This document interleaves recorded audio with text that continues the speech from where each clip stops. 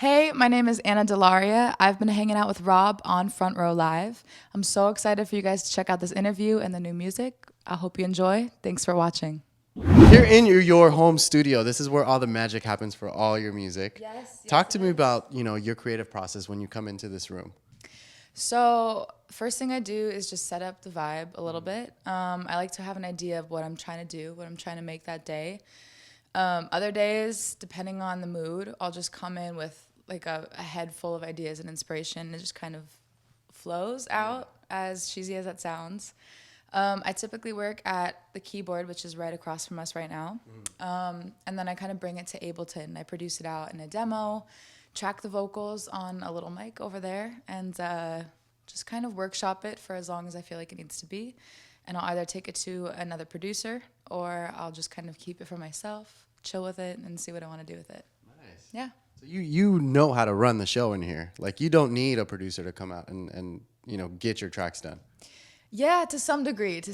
I give them so much credit. I feel like a lot of the time I have the vision for what I want the production to be in my head. And so what I end up doing is trying to get to that place as best as I can without kind of getting too, I guess, upset about keeping everything in my control, if that makes sense.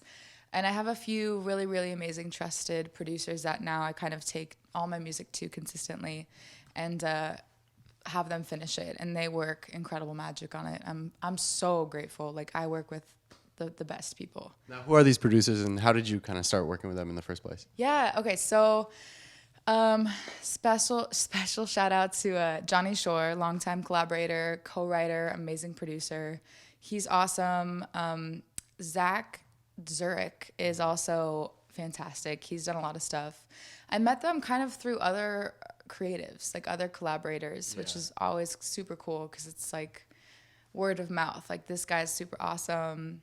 You should work with him, instead of kind of clout-based suggestions, which I think is always important. And they're so patient, and they can translate. Like, I'll be like, this needs to be 21 Pilots meets the Pixies and Pink. Do you hear what I'm hearing? And they'll be like yes. It is. On that same page. Yeah, I'm very, very blessed and grateful. So love you guys. Shout out to all the producers helping artists and songwriters fulfill their vision. Yeah. Now, when you team up with them to create your tracks, like, for example, obviously you have a new single right now, but prior to the single, the first thing I heard of you was "I Choose Me." Yes. And like, that's, one of those like powerful songs for, anyone. Like, it doesn't have to be a female, it doesn't have to be a male. It's just like talking about empowering yourself.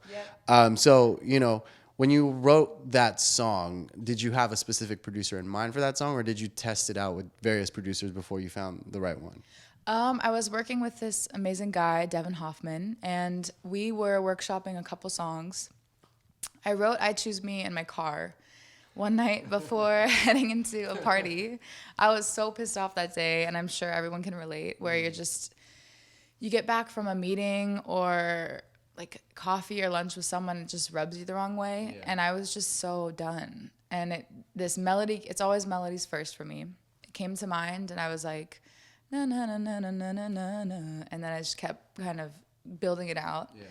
And all I could think was like, I choose me, like, I'm done with this bullshit. Can I swear? Okay, cool, amazing. Of just compromising my self-worth for other people because I just believed that I was kind of not worthwhile or worthy of maintaining like my beliefs and my opinions. And so Devin, actually, same thing. I was like, I want the drums from a song like this mixed with the synths from this song, and I want like big chanty hey pop chorus. And I had a little demo that I put together, and I had the lyrics and the melody done, and he was just like, I hear you. Let's like push this and make it what it is today, which is "I Choose Me," the final version. Now, how do you come up with melodies when, you mentioned earlier you're in a bad mood? So how do you even think about melodies? Like, that's the lie. When I'm in a bad mood, I don't think about anything like that, right? You know? No, it's crazy. It's how I've always been, really. That sounds such like such a cop out, you know, like, oh, it's just like since I was born. But for real, it's crazy. Like it feels like, oh my God, I need to like physically sing this thing. Right. It's almost like you have an itch, and if I don't scratch it, I go crazy. Like I start to, it eats away at me. It's kind of weird. You're meant to be doing music. That's what it is. Yeah, I mean, I'm trying, you know, I'm like, hey, this thing is taking over. So, you know, it's what I love to do. But that it kind of, I just like had this sassy melody as I think it was just honestly a consequence and an emotional reaction to what I was feeling. And that's how I've been my whole life, is just emotionally. Like when I get angry, I don't yell. I don't say anything. Like I'll completely shut down. You start humming. Yeah, no, I'm so serious. If I'm in a fight with someone and they say something super messed up, I'll be like, cool. And go into my studio and be like, yeah, just like craziness that just comes out. It's weird. It's like my emotions translate themselves into melodies. So it just kind of happens. Yeah, caffeine also helps. Good cup of coffee will just like jumpstart everything. Yeah. So since releasing that one, you just released your new one last month, which is At My Worst, and I feel like it's kind of like part 2 of like I Choose Me. Yeah. Is that safe to say? Did you write these around the same time? Yes and no, actually. I Choose Me kind of came independently. Like it was, again, me in my car late at night, and At My Worst was more of like a collaborative effort of this idea of still not compromising, but celebrating those flaws versus kind of not denying them, but not really mentioning them. Yeah. So it was really cool to be in the room with Will J, who's amazing, and Johnny Shore. And Johnny just had this progression, and Will and I were like, you know, want me at my best and take me at my worst. And it is definitely part 2, but I think it's more fun. It's more tongue-in-cheek, whereas I Choose Me was really about, I think when you let somebody kind of walk on you for so long, it really eats away at you in a unique way of like, who am I as a person and all of that. And At My Worst is like a fun, sassy, up-tempo pop bop is what I call it, of just like, I'm a mess and I'm embracing it and it's amazing. And you got to deal with it because I'm awesome, which is definitely a rare occasion that I feel that way. Just definitely like on peak days, those moments. Yeah. So being that they're both, you know, sonically, they're both different songs. So, you know, how does that change the creative process, especially when you hit the booth to like do your vocals? Yeah. Ooh. Okay. So it's an interesting question. I love that question. Thank you for... Yes, vocal production. We're in the studio. We got to do it, right? We are. Yeah, so vocal production-wise, I Choose Me was very, like, I knew exactly. I wanted these inflections that were kind of sassier, that are really, really small and probably not apparent to a lot of people, but it's like the Lizzo. I don't know if you're a fan of Lizzo. She's amazing. Who isn't? Oh, my God. She's like my idol for everything, attitude-wise, just like her attitude is crazy. But that sassier kind of like rawness was the focus of I Choose Me. At My Worst was definitely like, we're going to chill. We're going to take a moment and just like lay this out, almost like you're just like laying back, sipping on a glass of something, and you're just like breaking it down for this person. Right. And so I think vocally when we recorded it, that was the vibe, was I tend to want to go all out all the time and be like, look at my voice on this verse, or like what it can do. And Johnny was super helpful in helping me just be like, tell the story, what's the intention, which is always really cool to have that moment and perspective to be like, yeah, this is a conversation, not a, hey, here I am moment. Right. Yeah. And when you are writing songs like this where, you know, obviously they're personal, but at the same time, it's like you're trying to prove a point. Like, obviously you have so much to say. Yeah. So how do you know, like, you know, I've said too much or I haven't said enough? Like, how do you know where the cutoff is for that? Oh, that's a deep question. Man, you're coming with like heavy hitters. I'm trying. Oh, he's prepared. I love that. I think it ties into songwriting in and of itself in a way. A song, like I used to want to tell 1,000 stories in one song. And I had a couple people when I was really like young, starting out, that were like, cool. It's like you're telling the story of, oh my God, I traveled across country. I met this person. I fell in love. Then we broke up. And now I'm traveling back, versus like talk about the train ride, you know, like focus in on one part of the bigger story. And that's Good way to put it, though. Yeah. I mean, I was like, okay, like how was it walking up the steps to get to the train? Even minor details like that. So I look at it like that. Once I have the moment, I kind of focus on, for choruses, like what is the moment and the message that I want to capture. Then the production kind of follows a similar route of like, this can't be my ballad, hip hop, James Blake meets like Elliott Smith meets Beyonce track, which I have tried to do a million times.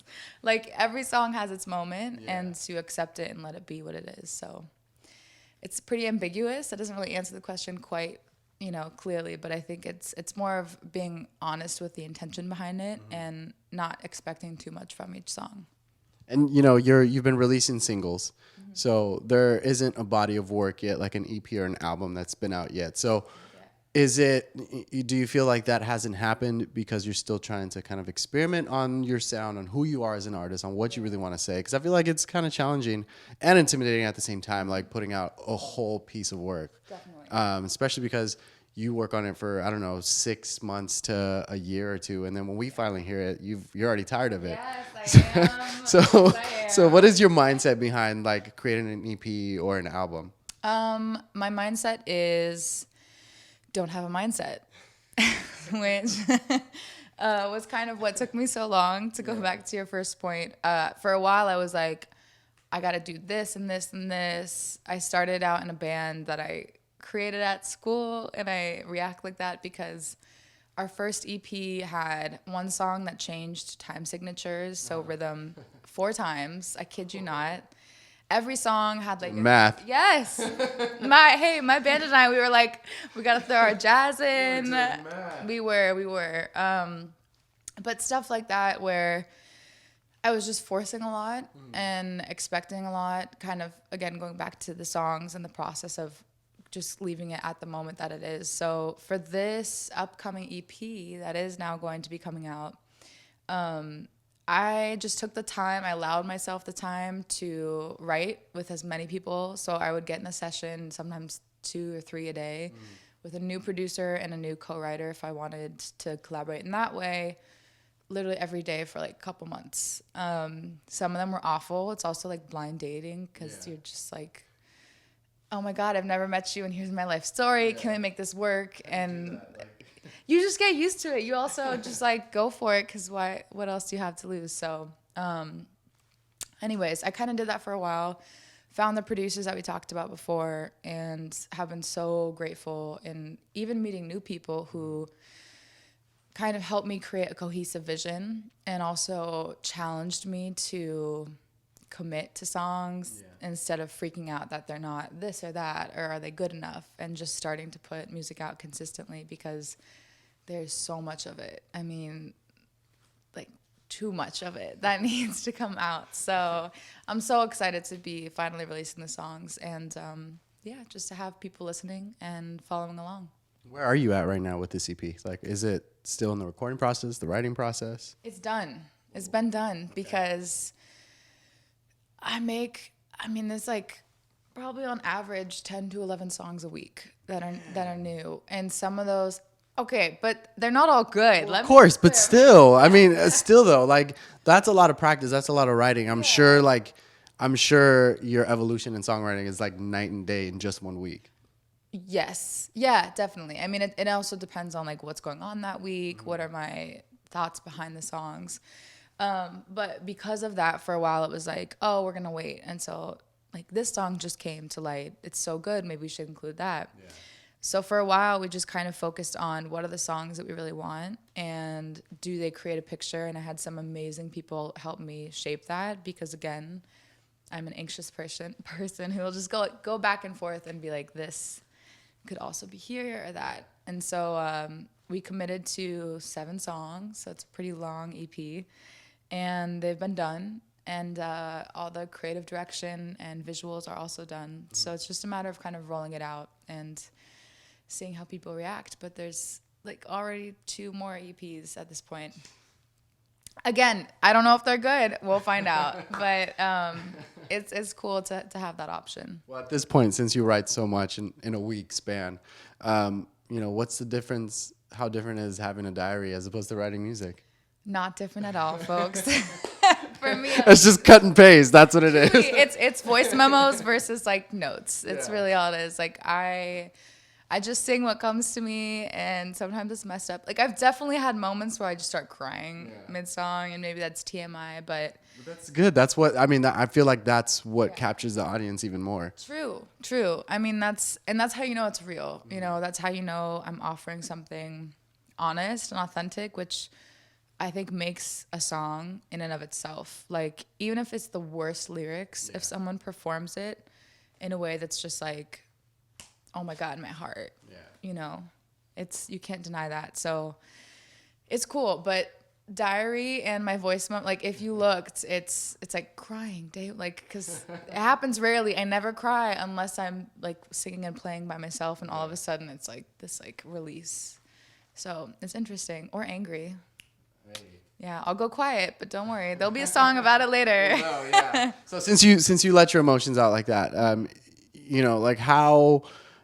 When you're recording these songs, do you try and keep that raw emotion, that raw recording, that raw track as like the master copy, or do you try and just like take as many takes as possible? Man, you really are asking loaded questions today. Like if there are some people in here that had worked with me when it comes to vocals, they'd be rolling their eyes right now, because I think the original intention is really cool. Sometimes but I've also been known to record a lot of takes, and I like to comp and kind of engineer and edit most of the vocals together. That's not true for every song, but I mean the comping is definitely true, where if I want a certain part of like this first verse from this take and this bridge from another take, that's definitely how I work, where I need to know that that's the one, and I need to be like literally where the fades meet, like where the audio meets. Yeah. It's like I have to be doing it and be in the room. So I definitely stick with wanting to create the emotion, and if there's a vocal performance that I think can do that better, then I will record it until I feel like we have it. And if we don't have it, then it's not done yet. Yeah. It just keeps going. So in other words, if I was producing with you, I might be stuck here for days with you for that that track. The people I work with, again, because they're like such good friends. I've had people be like, "You're like 2 days ago you had the take, and now you're just hearing things." This is real. Yeah. So I definitely don't have people around me that are like, and go like, oh, I'm whatever, I'm here. It's passionate collaboration. Happy New Year. Yeah, exactly. Truly though, it's been a while for some of these songs, dude, I'll tell you. But no, I mean, on the other hand, I will say I do think that the organic like one take and go is also super valuable, and I have definitely found myself being like, this whole take was better than everything we've ever done, and it was a demo. So yeah, I mean, that happened with a song that I released called Boulder. I was recording on the Amtrak to San Diego, and they aired it in the finale of a show called Younger on TV Land, and I didn't know until I was watching it. And I was like, that's flat, that note was like a little bit off, but it hits because it was honest, it was just like the way that it had to be, the most authentic. I want to hear you get all choked up when you're like ready to cry in that section of the song. Yeah, can't just be me, myself in my room, just chilling out. Yeah, we're working on it. So what's going on next with you? The latest single dropped last month. So you mentioned the EP is already done and ready to go. So what are the plans for the rest of the summer for you? Releasing more music, so much more music. Next single's coming out in about 4 weeks, so I'm excited. By the time you see this, hopefully it's out or about to be out. And it's definitely different, which I'm proud of. Every song kind of showcases a different perspective. And so there's about 3 more singles, I'll say, before the EP itself drops. And it's kind of like a compilation EP meets a couple new songs, which is exciting. And it's just really, again, like, I'm so proud of it because it's has really strong ballads. That's just like me and my voice. Other like big bops and tracks that I'm like, this makes me want to dance, and I love it. Angry songs, empowerment songs, of course. That seems to be a theme that I unknowingly kind of thread into the EP. But yeah, so it's definitely new music, the singles, and then a lot of shows is my goal. I love performing live. It's like my favorite thing in the world. So we'll be performing throughout LA and the West Coast for the next 3 to 4 months.